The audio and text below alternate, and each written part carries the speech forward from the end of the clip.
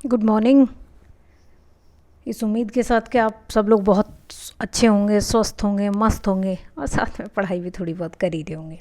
चलिएगा, हम आगे बढ़ते हैं और आज पढ़ेंगे हम optative sentences. Optative sentences, optative sentences का मतलब ये है कि इनको एक तो कहा जाता है इच्छा सूचक वाक्य, हिंदी में कहते हैं इनको इच्छा सूचक वाक्य। एक्चुअली देखिए है क्या ना, ये पार्ट है एक्सक्लामेटरी सेंटेंसेस का ही, है ना। ये वाले सेंटेंसेस भी कुछ कुछ वैसे ही होते हैं जैसे कि एक्सक्लामेटरी सेंटेंसेस होता है। इसीलिए बहुत सारी किताबों में क्या होता है ना, एक्सक्लामेटरी में ही इसको मिक्स करके दे दिया जाता है, ऑप्टेटिव अलग से इसको कोई नाम दे के नहीं बताया जाता है। समझ गए आप बात को? तो इसलिए आपको घबराना नहीं है। एक्चुअली इसमें क्या होता है, जैसे एक्सक्लामेटरी में होता था कि हम दुख, खुशी और एक घृणा, अनुमोदन, इस तरह की चीज़ों को हम शो करते हैं। इसमें क्या करते हैं हम, जैसे इच्छा, जैसे शुभकामना,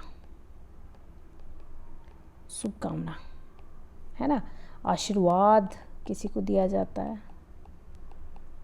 या फिर किसी को श्राप दिया जाता है, श्राप, है ना। इस तरह के जो वाक्य होते हैं वो होते हैं हमारे ऑप्टेटिव सेंटेंस। मतलब किसी वाक्य में अगर आपको ये वाली चीज़ें दिख जाए ना किसी सेंटेंस में, तो आपको समझ जाना चाहिए कि वो वाला सेंटेंस का जो टाइप है वो है ऑप्टेटिव सेंटेंस। ठीक है, अब देखिए चेंजेस कैसे होते हैं। जैसे जो हम लिखते थे सैड और हम सैड टू लिखते थे ना, सैड और सैड टू, उसके स्थान पे अभी क्या लिखा जाएगा। जैसे पहले हम लिखते थे टोल्ड, लिखते थे ना, उसके बाद हमने आस्क लिखना शुरू किया, उसके बाद हमने कुछ और लिखना शुरू किया, उसके बाद कुछ और लिखना शुरू किया, और पांचवी टाइप के सेंटेंसेस आज हम आए हैं।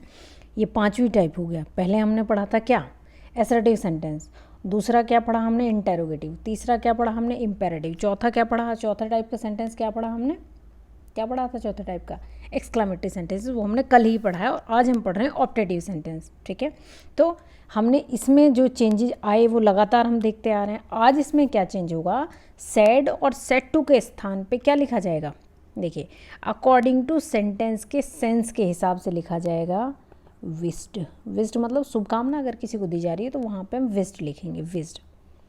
विश होता है ना, विश मांगना, शुभकामना करना किसी के लिए। अगर प्रार्थना की जा रही होगी तो वहाँ पे लिखेंगे प्रेड, भगवान से प्रार्थना, अल्लाह मियाँ से प्रार्थना, ईसा मसीह से प्रार्थना, मतलब किसी भी सुप्रीम पावर से जब हम प्रार्थना करते हैं, अगर सेंस ऐसा आ रहा है सेंटेंस में तो हम लिखेंगे वहाँ पे PRAYED, प्रेड होता है। ठीक है, अगर किसी को आशीर्वाद देने की बात होगी तो वहाँ पे लिखा जाता है क्या, ब्लेस्ड। ब्लेस्ड माने होता है एक्चुअली आशीर्वाद, ब्लेसिंग्स, आशीर्वाद दीजिए, ब्लेसिंग्स कहते हैं ना, आशीर्वाद देना। अच्छा, अगर किसी को अभिशाप दिया जा रहा हो, अभिशाप, या किसी को श्राप देते ना, पुराने ऋषि मुनि अक्सर श्राप दे दिया करते थे। जैसे अब देखेंगे खासकर ये नाग नागिन वाली जो मूवी होती हैं, एक मूवी अभी मुझको याद आ रही है, जैसे एक मूवी थी वो क्या नाम है उसका, नाचे नागिन गली गली करके एक मूवी है कोई पुरानी, मैं उसको देख रही थी तो सजेशन में आई तो मैंने उसको देखा। तो उसमें क्या था एक्चुअली, उसमें वही दिखाया, यही वाला कॉन्सेप्ट उसमें दिखाया है, कर्स वाला है। उसमें क्या है कि नाग नागिन नाचते रहते हैं अपने मस्ती में वो तो, और वो नाचते नाचते इतने मशगूल हो जाते हैं कि एक जगह वो ऐसे जाके छत सी पे नाचना शुरू कर देते हैं, उनको पता नहीं होता क्या हो रहा है नीचे। और नीचे में वहाँ पे कोई एक पुजारी बाबा, जो कोई सेंट हैं, कोई संत महात्मा साधु जो बैठे हुए हैं, वो वहाँ पे तपस्या कर रहे हैं। अब भाई वो नाग नागिन तो वो तो एंजॉय कर रहे हैं, उनका तो उनको खबर भी नहीं कि नीचे क्या हो रहा है। वो क्या करता है कि उसकी जो तपस्या वो भंग हो जाती है, और तपस्या भंग होने के बाद में वो उनको श्राप दे देता है ना। वो उनको उल्टा सुल्टा कह देता है कि तुमने मेरी ये कर दिया तो तुम्हारे साथ ऐसा हो जाएगा। मतलब कुछ बुरा कहना, कुछ बुरा कहना होता है श्राप देना। श्राप मतलब ऐसी चीज़ कि आपने किसी से कुछ कह दिया तो इसका मतलब ये है कि वो पूरा हो जाएगा, ऐसा वाला। ठीक है, तो यही है। चलिए, इससे आपको ये बात याद रहेगी। एक तो ये होते हैं, इसमें ये वाले वर्ड का यूज होता है, विस्ड होता है, प्रेड होता है, ब्लेस्ड होता है, कस्ड होता है। इनकी जगह पे ये वाले जो वर्ड है ना, इनकी जगह पे इनका यूज़ होगा। ठीक है, सैड और सेट वगैरह आता है तो वहाँ पे ये यूज़ किए जाएंगे। समझ गए आप बात को? अच्छा, कंजक्शन दैट का प्रयोग करेंगे। जैसे दो टाइप के सेंटेंस होते हैं ना, एक होता है हमारा क्या, रिपोर्टिंग वर्ब होता है, और इसके बाद वाला जो पार्ट होता है वो मान लीजिए यहाँ जो इन्वर्टेड कॉमास के अंदर वाला पार्ट होता है वो क्या होता है, रिपोर्टेड स्पीच होता है।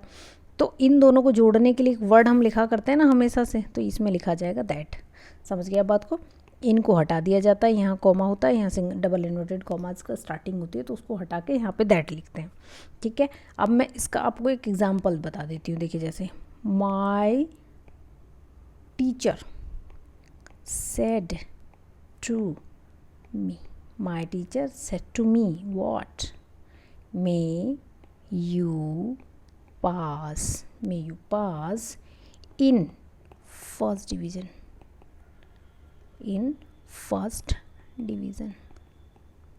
देखिए ये वाला मार्क तो आपको याद ही आ गया होगा ना, ये वाला जो निशान मैंने लगाया है, ऐसा निशान। तो ऐसे इसमें इस तरह के सेंटेंसेस को आप कैसे बनाएंगे, देखिए इनडायरेक्ट बनाएंगे तो माय टीचर, टीचर ने यह क्या करा है, विश करा है ना, उसकी ऐसी उसने ऐसी शुभकामना दी है मास्टर ने। My teacher wished me, connecting link क्या है, दैट, यू क्या है, सेकंड पर्सन है, किसके अनुसार चेंज होगा, ऑब्जेक्ट के अनुसार। मी का आई हो जाएगा सब्जेक्ट की जगह। तो मे का क्या चेंज होता है, माइट चेंज होता है ना, मे का माइट, कैन का कुड, याद आ रहा होगा आपको, मैंने बताया था मॉडल्स कैसे चेंज होते हैं, ठीक है। I might pass in first division, समझ गया बात को। सेंटेंस ऐसे बन जाएगा ये इनडायरेक्ट जब बनेगा तो, ठीक है। हम दूसरा एग्जाम्पल कोई ले लेते हैं। दूसरा एग्जाम्पल देखिए, एक एग्जाम्पल मान लीजिए ये ले लिया, the people said, the people जैसे आप प्यूपिल कहते हैं वो एक्चुअली पीपल होता है। द पीपल सेड, पीपल माने लोग होता है, लोग व्यक्ति मनुष्य। पीपल सेड मे यू, एक मिनट सुनिए, मैं आपको इस एग्जाम्पल को ना थोड़ा सा इजी बना के बताती हूँ। आप इसको यहाँ से यू हटाइए और यहाँ लिखिए, कुछ इजी सी बात मैं लिखती हूँ। मे आवर किंग लिव लॉन्ग, ठीक है। अब ये सेंटेंस इजी वाला सेंटेंस मैंने आपको बता दिया।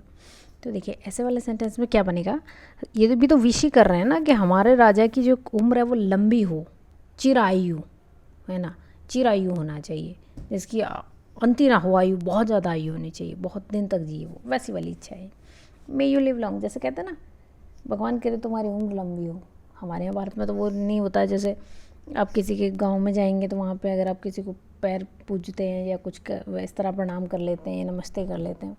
देखिए बिहार का जो कल्चर है, ये उधर का जो कल्चर है ईस्टर्न यूपी का, जैसे ही हम ईस्टर्न यूपी की तरफ जाते हैं तो अब वहाँ पे एक अलग सा कल्चर देखते हैं, और वो कल्चर वाकई में अच्छा है। मैं ये नहीं कह रही हूँ कि हमारे इधर का बुरा है, नहीं बुरा नहीं है, हमारे इधर का भी अच्छा है, लेकिन उधर में बहुत अच्छा है। जैसे वहाँ पे अपने से बड़े को, जो अपने से बड़े होते हैं उनको वो लोग क्या कहते हैं, वो प्रणाम कहते हैं, प्रणाम कहेंगे, है ना। तो ये वाला कल्चर मुझे मतलब पर्सनली बहुत ज़्यादा अच्छा लगता है। तो वैसी वाली चीज़ है।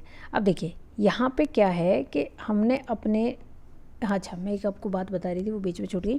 जैसे हम गाँव में जाते हैं और गाँव में आप किसी को करते हैं, नमस्ते करें या विश करें, कैसे कोई भी विश करें, कुछ भी कह के विश करें, तो उधर वाले जो बंदा होगा जिससे आपने किया होगा, तो वो आपको ये अजीब टाइप के दुआएं देगा, जैसे दूधो नहाओ पूतो भलो, है ना। वो आपको ये नहीं कहता कि तू क्या करे, तू बहुत अच्छा तेरा पढ़ाई में मन लगे, ये वाला, क्योंकि अपने यहाँ कल्चर नहीं है ना वैसा, इसलिए जबकि होना ही चाहिए कि तेरा मन शांत रहे और तेरा मन पढ़ाई में बहुत ज़्यादा लगे, तेरा बहुत ज़्यादा मन करे पढ़ने लिखने को। अगर ऐसा वो करने की उसे विश करते हैं तो ऑब्वियसली उसको ऑटोमेटिकली दूधो नहाएगा पूतो फलेगा, ऑब्वियस बात है, ऑटोमेटिकली चीज़ें हो जाएंगी। जब वो कामयाब हो जाएगा तो अपने आप चीज़ें ऑटोमेटिकली अपनी जगह पे आनी शुरू हो जाती हैं, ठीक है।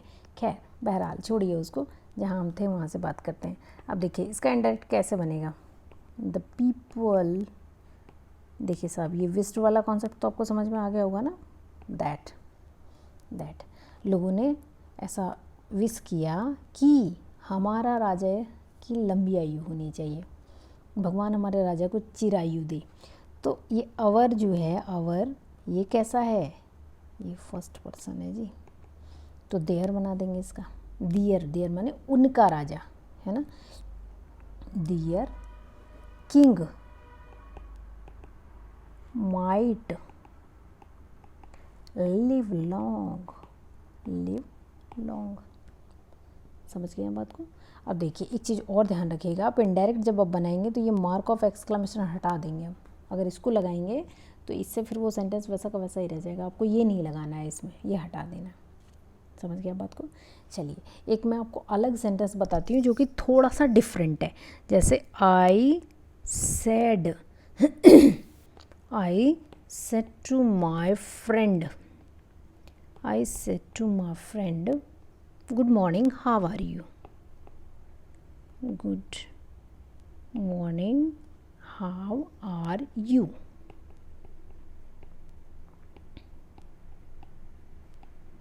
ऐसा उसने कहा, ठीक है।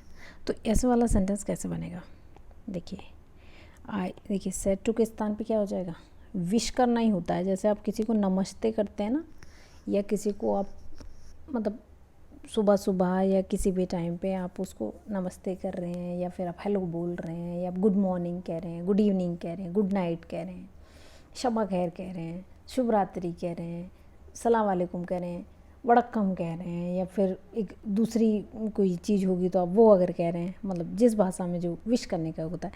तो इस तरह के संबोधन जो होते हैं उनको कहा जाता है कि विश करना, है ना।